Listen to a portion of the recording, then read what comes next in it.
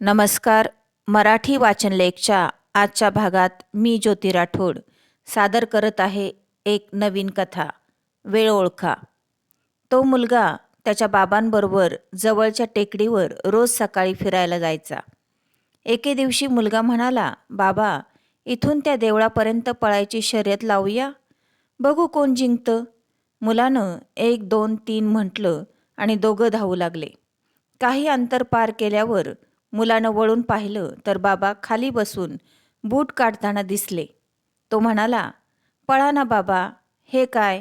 बाबा म्हणाले, बुटात खडा गेला आहे, तो आधी काढतो.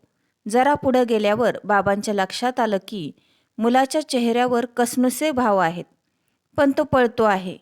काय झालं रे बाळा? त्यांनी विचारलं. तो म्हणाला, माझ्या दोन्ही बुटांमध्ये खडे गेले आहेत. बाबांनी ते काढायला सांगितल्यावर त्यानं शर्यत हारण्याची भीती व्यक्त करत पळणं सुरूच ठेवलं.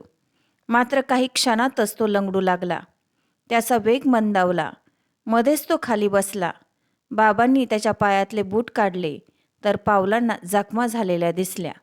त्यांनी विचारलं, बेटा, तू थांबून खडे का नाही रे बाजूला केलेस? मुलानं उत्तर दिलं, मी हारलो असतो. मुलाच्या डोळ्यातून आता अश्रू वाहू लागले. बाबांनी ते पुसत त्याला जवळ घेत सांगितलं, एखादी समस्या लक्षात आल्याबरोबर अगदी सुरुवातीलाच तिच्यावर उपाय शोधला नाही तर ती वाढत जाते.